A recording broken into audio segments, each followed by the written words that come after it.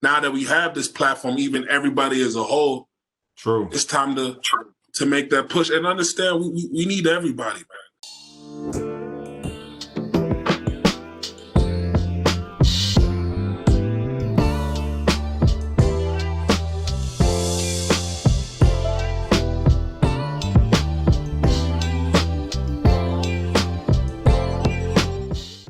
All right, we are now joined by an absolute beast on the field.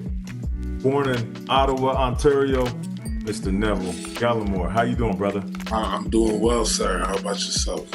I'm good. I can't complain. Listen, we're going to talk about everything, but I want to start in the beginning. What was it like growing up for you?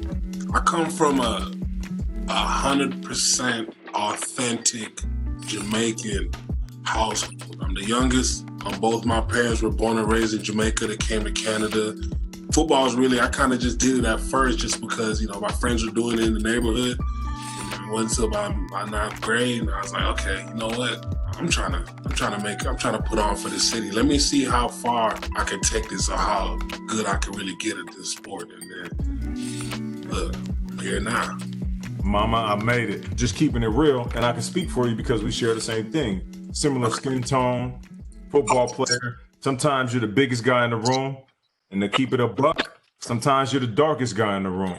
Have you ever been driving a car, pulled over for no reason, that the fact that you're a big fella, it's threatening on the football field because you're damn talented.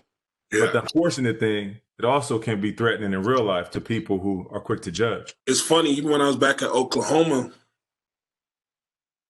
I remember when I would get pulled over, a lot of the, police who pulled me over at first, like they pull me over and they're like, oh, Lee, they see the ID. Things switch up. And then it's like, okay, you're out for the warning.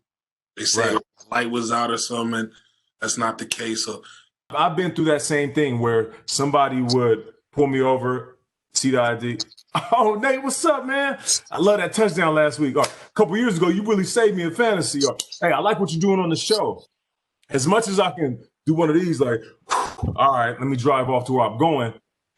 Inside, I almost feel bad for the black man, the black woman, the black boy, the black girl that don't get the pass.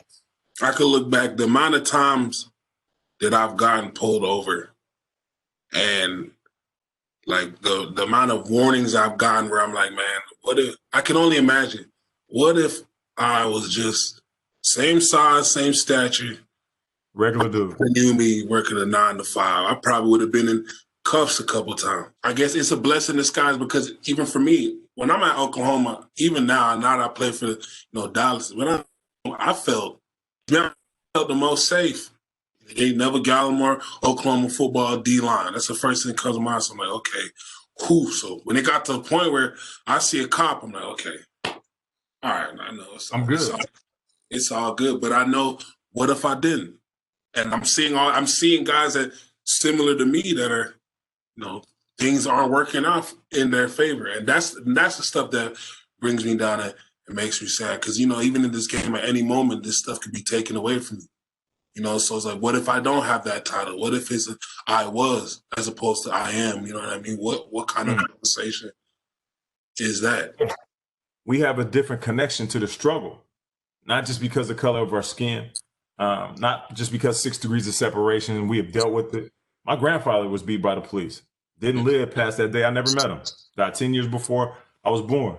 With all that said, is that the reason why you feel like it's important for you to use your platform and speak up? This is how I feel. My philosophy is the only way you can really get people to either respect or take notice of what you're about, you gotta show through your actions. I feel like, again, I'm a rookie coming in this game, getting an opportunity to play.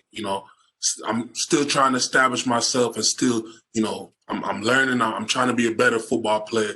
I feel like I'll be able to speak more or really voice or get my point across by, again, what value I bring to that field, if that makes sense. You're spot on, bro. You put in work on the field so you can reach a certain place and your voice is a little bit more respected.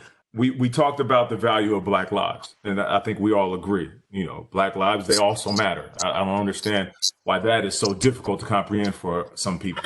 But you also wanted to put an emphasis on Black-owned business, which I think is powerful. Why is that so important to you? Black-owned businesses are getting pushed, but people are listening. This is the first time where, even for myself, I'm like, there's a whole other world. There's so many companies, and I didn't even know that was That's a fact. Black-owned.